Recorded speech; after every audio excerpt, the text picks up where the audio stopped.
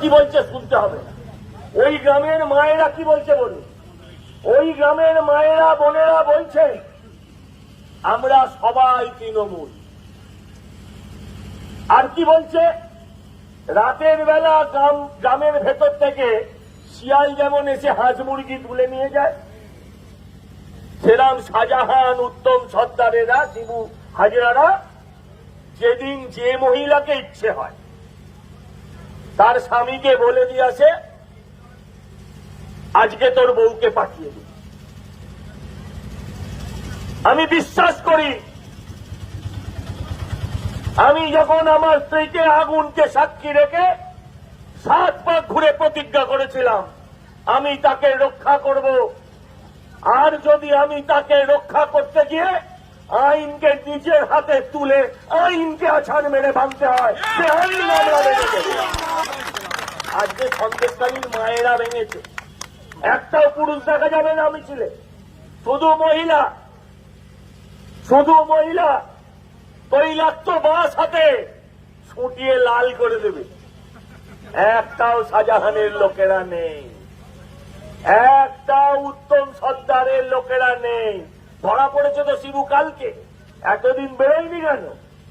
বেরোনোর ক্ষমতা নেই, কারণ জনগণের মার কেওড়াতলা পার। আজকে এই কথাটাই বলছে যারা আজকে তৃণমূল মাইকি জয় করছে।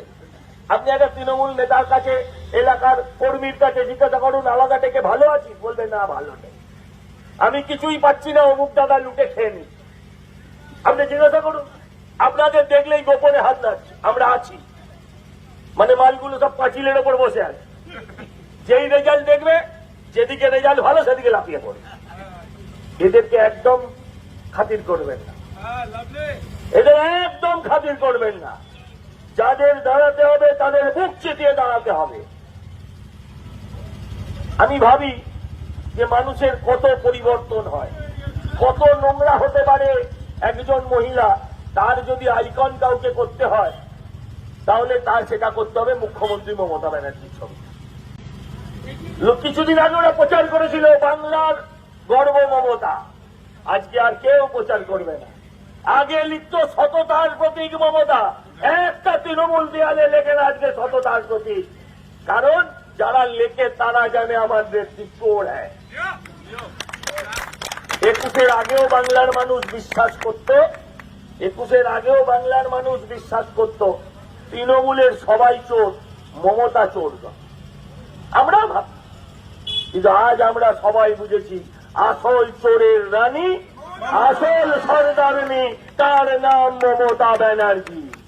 সাধুর পোশাক পরে, ওই সাদা শাড়ি, হাওয়াই চটি, আর হাতে ওই অ্যাপেলের ফোন, আর পকেটে সবচেয়ে দামি আইফোন নিয়ে থাকা ভদ্রমহিলা আসল চোর। প্রথম এই কথাটা কিন্তু কুণাল ঘোষ বলেছিল, এখন মা বলছে। তখন আমরা কেউ অতটা বিশ্বাস করিনি, কিন্তু এখন সারা বাংলার মানুষ হারে হারে মজ্জায় মজ্জায় বিশ্বাস করতে শুরু করে। আপনাদের অনুরোধ করব, 1000 টাকার লক্ষ্মী ভান্ডার নেবে, কিন্তু তার সঙ্গে সঙ্গে একবার ভেবে দেখে নেবে।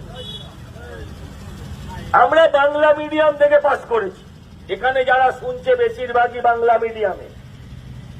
আমরা অবৈতনিক ব্যবস্থায় পাস করেছি, বছরে 60 টাকা দিতে হতো, এখন হয়তো ইদানিং কালে হয়তো একটু বেশি।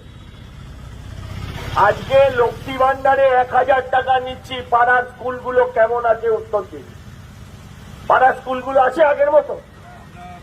পাড়ার স্কুলগুলো ঢুকছে, অর্ধেক জায়গায় ছাত্রছাত্রী নেই। আমি ভুল হলে আপনারা আমাকে শুধরে দেবেন। আপনার ছেলেকে প্রাইভেট স্কুলে ভর্তি করতে হয়েছে গত 15 বছরে। এই আমডাঙ্গায়, দত্তপুকুরে কতগুলো ইংরেজি মিডিয়াম স্কুল হয়েছে, আপনারা নিজেরা বিচার করুন, হয়েছে না হয়নি? যে পড়াতে গেলে মাসে 5000 টাকা খরচা, 1000 টাকা সরকার তোমায় দিয়ে 8000 টাকা, 8000 স্কুল তুলে দিয়ে। একটা সরকার ভোট চাইতে আছে, কি বলে আমি 8000 স্কুল করেছি। এই সরকার তার ওয়েবসাইটে ঘোষণা করেছে 8000 স্কুল বন্ধ করে। এরা শিক্ষা মেরেছে, মায়ের ইজ্জত খেয়েছে, ভাইয়ের চাকরি খেয়েছে, স্বাস্থ্য সাথীর নাম করে হাসপাতালে কুকুরের ডায়ালিসিস করাচ্ছে। বলুন এরপর আপনারা এদেরকে মাথায় করে নাচবেন কি নাচবেন না, এটা আপনাকে ভাবতে হবে। বাংলাকে বাঙালিকে আর কালিদাস বানাবেন না, বাংলার মানুষকে আর কালিদাস বানাবেন না, এই আবেদন করতে এসছি। ওই মুখ্যমন্ত্রী এখন বলছে কি, এই মুখ্যমন্ত্রী বড় অদ্ভুত। মুখ্যমন্ত্রী হবার আগে নদিয়ার একটি মেয়ে ফেলানি বসা, বোমা কালা, সেই মেয়েটা রেপ হয়েছে বলে তাকে নিয়ে চলে গেছিলেন রাইটার্স বিল্ডিং এ জ্যোতিবাবুর সঙ্গে দেখা করতে। জ্যোতিবাবু দেখা করেনি, লালবাজারে ঢুকিয়ে দিয়েছিলেন। সেদিন আমরা মমতা ব্যানার্জির সঙ্গে ছিলাম, সেদিন আমরা মমতা ব্যানার্জির সঙ্গে ছিলাম। আর আজকে মুখ্যমন্ত্রী হবার পরে কি বলছেন? 11 সালে মুখ্যমন্ত্রী হবার পরে 12